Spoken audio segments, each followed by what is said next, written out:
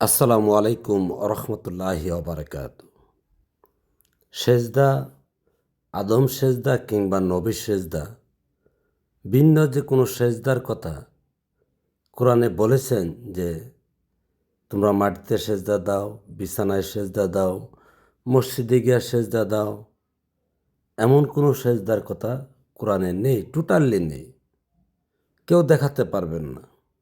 কিন্তু সেজদা যে আদমকে দিবেন বা দিয়েছেন সেটা হলো সূরা বাকারার ৩৪ নম্বর আয়াতে। কেন বলতে পারেন যে আদমকে তো সেজদা দেবার কথা বলেছেন জিন ফেরেশতাদেরকে, তা আমরা মানুষ, আমরা কেন মানুষে মানুষকে সেজদা দিব? এটাই সমাজের সবচেয়ে বড় প্রশ্ন থাকে।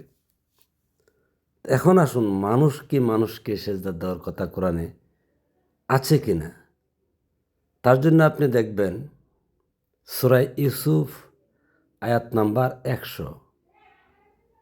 ইউসুফ আলাইহিস সালাম কি ছিলেন? নবী। তো নবী রাসূল কি মানুষ না? নিশ্চয়ই মানুষ, হয়তো সাধারণ মানুষ না, উত্তম মানুষ। তো আবার ইসুফ আলাহ ইসলামের যে ভাইয়েরা ছিলেন, ওনারা কি মানুষ না? কারণ তারা প্রত্যেকেই ইয়াকুব আলাহ ইসলামের ছেলে, একই বাবার সন্তান।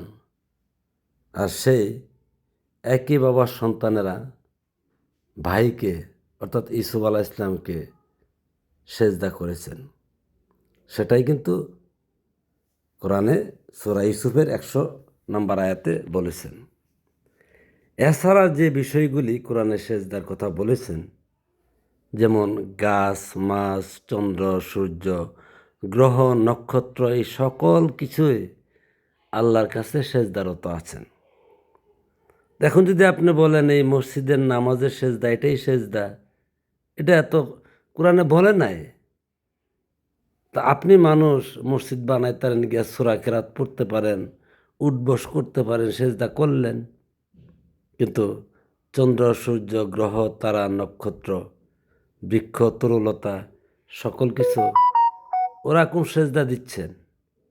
ওদের তো মসজিদ নাই, সূরা কেরাত নাই, ইমাম নাই, ওরা কিভাবে দিচ্ছেন?